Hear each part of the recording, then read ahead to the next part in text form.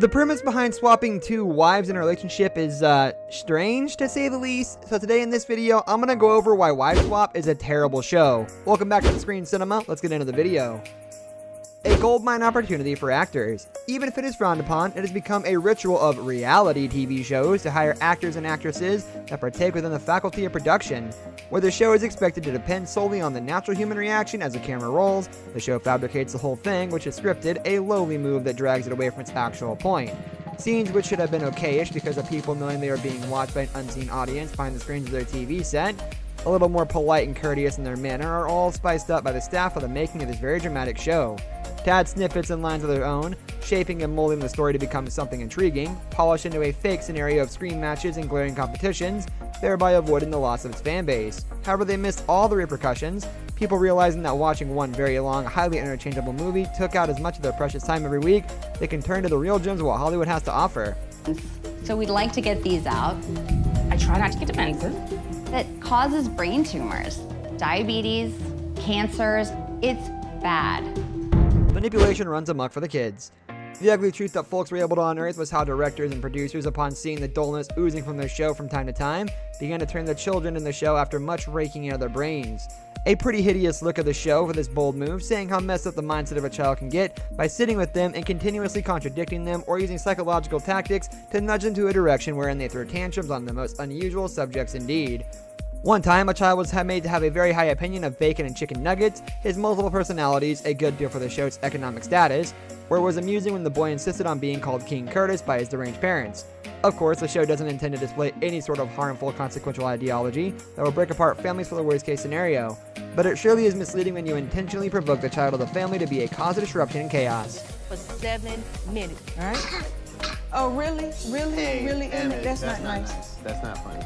Emmett is coughing in the same direction. Do you really think I'm about to eat that? Stephen Fowler wasn't the real problem. Just when you thought the show wouldn't go any further in the dangerous loop of ugly relationships, so headstrong and resilient in their odyssey of churning up drama that would have a hefty conclusion, a dreadful pull to its originality leads to the outcome of several breakdowns and possibly a whole life ruined for the sake of the company and the entertainment it tries to brew to gain popularity. Stephen Fowler was one solo-faced trivial circumstances of playing a father and husband who was told to behave fittingly to someone unlovable, a nutcase who treats every other person like trash.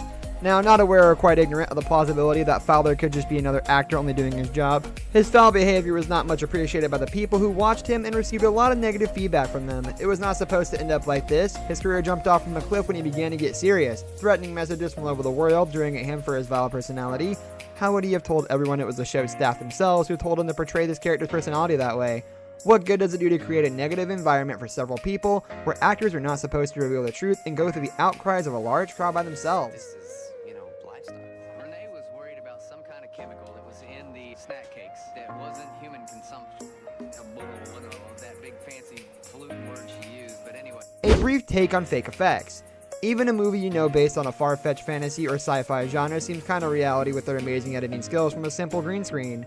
These studio effects are a way to decide when professional directors get above themselves, picking a scenery the right time as mentioned in the script, to bring words into life, and later, in a fun movie, everyone deeply appreciates it.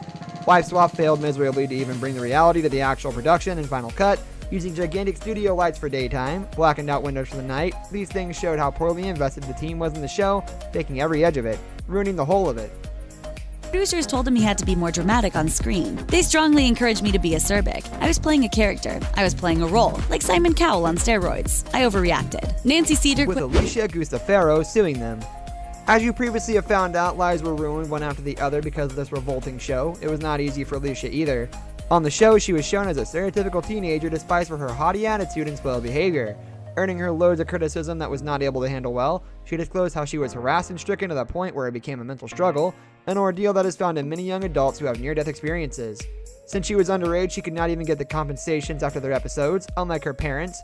In the end, she made her decision and filed a lawsuit against them for $1 million, addressing every issue she faced. She also appeared on Dr. Phil, becoming increasingly famous for her action.